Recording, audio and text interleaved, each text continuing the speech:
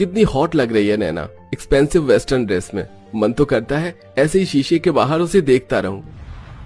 अरे तो मेरा तो रोज ऑफिस आने का मकसद ही यही होता है, नैना को उसकी एक्सपेंसिव वेस्टर्न ड्रेस में देखना।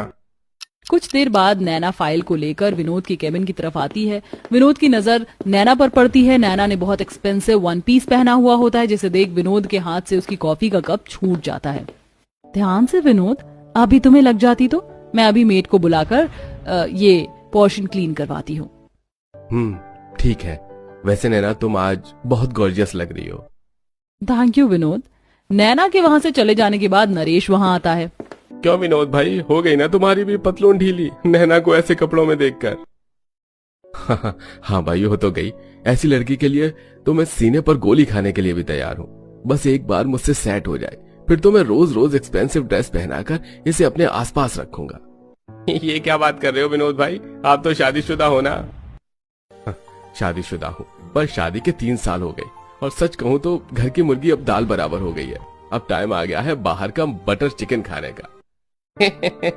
तुम भी न विनोद भाई, क्या ही बात करते हो।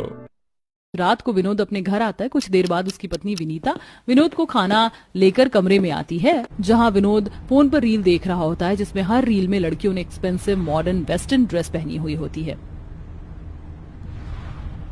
विनोद, मैं कब से तुम्हारा खाना लाकर बेड पर रखी हुई हूँ और तुम खाना ना खाकर ये क्या फोन में छोटे छोटे कपड़ों में उल्टी सीधी लड़कियों की रील देख रहे हो? तुम्हारे फोन में कोई नॉर्मल रील नहीं आती क्या? ये उल्टी सीधी नहीं बल्कि एक्सपेंसिव ड्रेस में खूबसूरत लड़कियों की रील है विनीता। खैर, मैं भी किसे बता रहा हूँ, जिसे सिंपल और भद्दी साड़ियाँ पहनने से फुर्सत ही ना हो, उसे क्या पता एक्सपेंसिव ड्रेस क्या होती है। क्या तुम इस साड़ी को भद्दी कह रहे हो? भूलो मत, ये वही साड़ी है जो तुमने मुझे पहली बार जन्मदिन पर गिफ्ट किया था। ठीक है, गलती हो गई। जाओ तुम आराम करो, मैं खा लूंगा खाना। इसी तरह एक दिन विनीता सुबह सुबह अपने पति का नाश्ता परोस रही होती है, जहां उसकी पुरानी सी साड़ी पर आटे का निशान और मुंह पर आटे का चोकर लगा हुआ होता है, जिसे देख विनोद कहता है, दूर दूर रहकर खाना सर्व करो विनीता। तुम्हारे कपड़ों पर कितनी गंदगी लगी हुई है। कैसी हालत बना ली है तुमने अपनी। दिन पर दिन तुम और भद्दी होती जा रही हो। न कपड़े पहनने का सेंस है, न स्किन की केयर करती हो।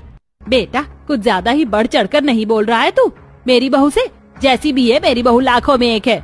विनोद भड़क कर ऑफिस चला जाता है। वहीं विनीता रसोई में बर्तन धोते हुए खुद से, मेरे पति को क्या हो गया है आजकल?